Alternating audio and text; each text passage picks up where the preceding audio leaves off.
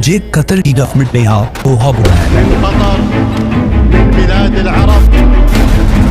ताकि हम फलस्तीन के इशू के बारे में बात कर सकें। इस वक्त दुनिया में एक ऐसी सिचुएशन कि कोई भी फलस्तीन के मसले पर बात करने को तैयार नहीं, और अरब ममालिक इतनी दौलत होने के बाद फलस्तीन के बारे में एक आवाज भी नहीं उठा सकते। उसी टाइम सिर्फ कतर एक ऐसा मुल्क है जिससे पूरी दुनिया से लोग यहाँ पर बुला के फलस्तीन के इशू को उठा रहे हैं।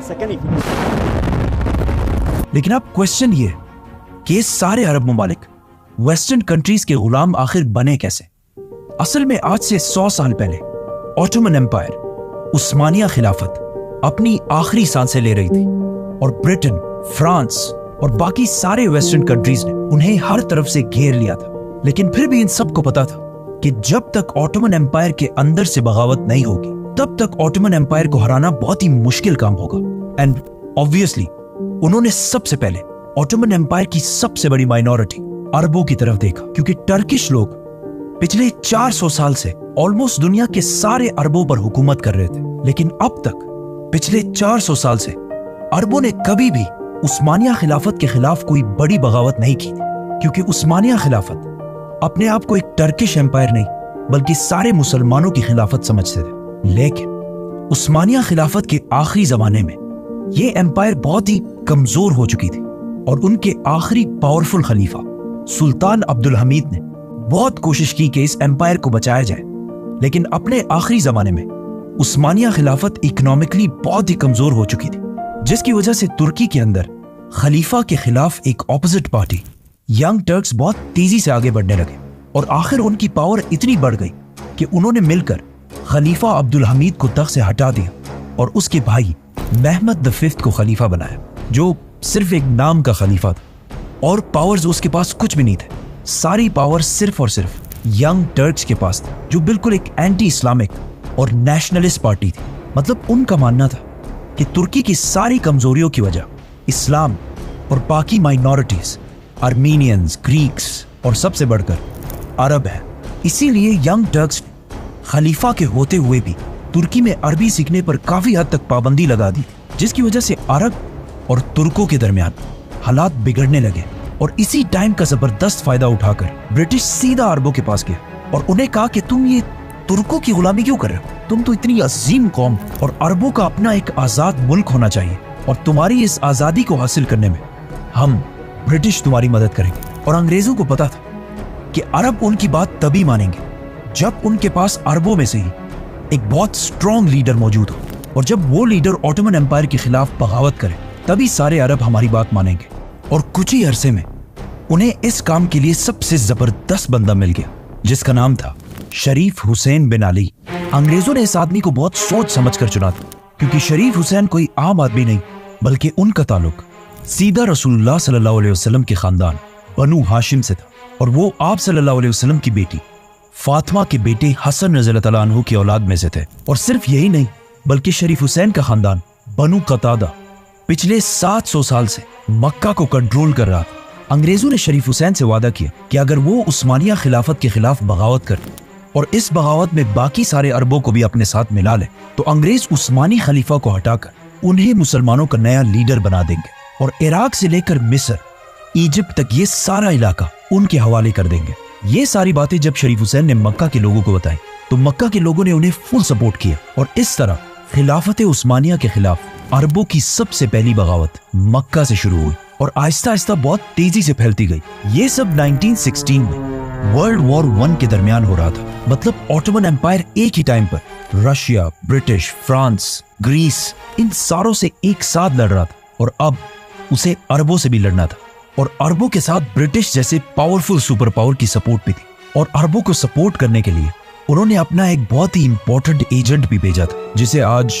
लॉरेंस ऑफ अरेबिया के नाम से जाना जाता है। As Lawrence of Arabia. Lawrence of Arabia. अरबों की ये बगावत इस हद तक ब्रिटिश कंट्रोल कर रहा था कि लॉरेंस ऑफ अरेबिया, ब्रिटिश के एक आर्म से एजेंट ने सबसे पहले अरब पहुंचकर शरीफ हुसैन के तीनों बेटों का इंटरव्यू किया कि इन तीनों में से अरबों की इस बगावत को कौन लीड करेगा, और फिर इन तीनों में से उसने फैसल को चुना, क्योंकि उसे लगा कि फैसल में ब्रिटिश का वफादार रहने का सबसे बड़ा पोटेंशियल है। इस तरह कुछ ही सालों में फैसल ने ब्रिटिश की मदद से ऑटोमन एम्पायर से ये सारे इलाके छीन लिए, और अब 1918 में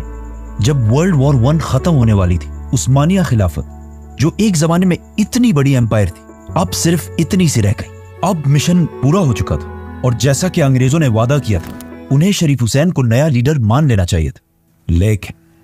अंग्रेजों ने शरीफ हुसैन से किए सारे वादे तोड़ दिए और आपस में बैठकर बेल्फोर डिक्लेरेशन साइन की, जिसमें अरब के अंदर यहूदियों के लिए इजराइल बनाने का क्लियर प्लान था। यह देखकर शरीफ हुसैन को ब्रिटिश पर बहुत गुस्सा आया और उन्होंने फलस्तीन में इजराइल बनाने की सख्त मुखालफत की।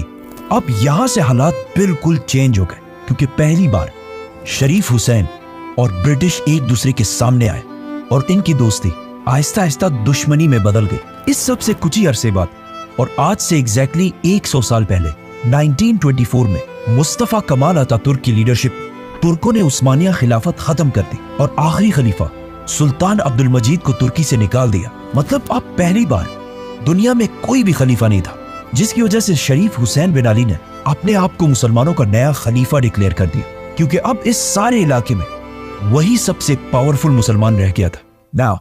फ्रांस ये सब देखकर बहुत टेंशन में पड़ गया और उसने जाकर ब्रिटिश से कहा कि तुम पागल हो गए हो, तुमने मुसलमानों को एक ऐसा लीडर दिया है जिसका ताल्लुक रसूलुल्लाह सल्लल्लाहु अलैहि वसल्लम की फैमिली से, वो मक्का में रहता है और अब खलीफा भी बन चुका है, और अभी से उसमें इतना कॉन्फिडेंस आ गया कि वो हमारे फैसलों के खिलाफ जाने लगा, जिससे आहिस्ता आहिस्ता ब्रिटिश शरीफ हुसैन के लिए अपनी सपोर्ट थोड़ी कम करने लगा। इजराइल को ना मानने और ब्रिटिश के सामने खड़े होने के बाद अब अरबों में शरीफ हुसैन की रेपुटेशन थोड़ी बेहतर होने लगी और आखिर 1924 के एक अखबार में ये खबर भी छपी कि फॉर्मर उस्मानी खलीफा सुल्तान महमद वहीदुद्दीन ने शरीफ हुसैन की खिलाफत को सपोर्ट करने का ऐलान कर दिया। जब अंग्रेजों ने ये सब कुछ देखा तो उन्हें समझ आ गई कि अब शरीफ हुसैन उनके कंट्रोल से निकल चुका है, इसीलिए उन्होंने आखिर अपना सारा सपोर्ट शरीफ हुसैन से हटा दिया और एक नए लीडर को सपोर्ट करने लगे, क्योंकि वो लीडर अंग्रेजों की हर बात मानने के लिए तैयार था, जिसका नाम था अब्दुल अजीज इब्ने सऊद। नाउ जिस तरह शरीफ हुसैन ने ब्रिटिश की मदद से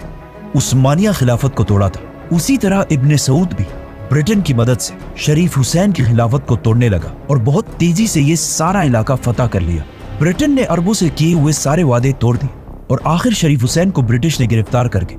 साइप्रस में अपने एक जेल में डाल दिया और इस तरह अंग्रेजों ने अरबों से अपने सारे वादे तोड़ दिए और अरबों की एक यूनिफाइड कंट्री बनाने का ख्वाब हमेशा के लिए खत्म कर दिया और अरब को बहुत सारे छोटे कंट्रीज में डिवाइड कर दिया, ताकि वो हमेशा आपस में लड़ते रहे और अंग्रेजों के सामने खड़े ना हो सके। और यही सेम प्लान उन्होंने इंडिया में भी इम्प्लीमेंट करके उसे भी 2 हिस्सों में तोड़ दिया। अंग्रेजों ने अरब ममालिक को बहुत सारे छोटे हिस्सों में डिवाइड कर दिया और उनके लीडर सिर्फ उन्हीं को बनाया जिन्होंने हमेशा अंग्रेजों का वफादार रहने की कसम खाई। जिसके बाद आहिस्ता आहिस्ता ब्रिटिश एम्पायर तो खत्म हो गई, लेकिन अरबों का यह सारा कंट्रोल ब्रिटिश से हटकर अमेरिका के पास चला गया। अब अमेरिका ब्रिटिश की तरह इन सारे ममालिक को कंट्रोल करता रहा और दरमियान में जिसने भी अमेरिका के खिलाफ जाने की कोशिश की उन्हें रास्ते से हटा दिया गया,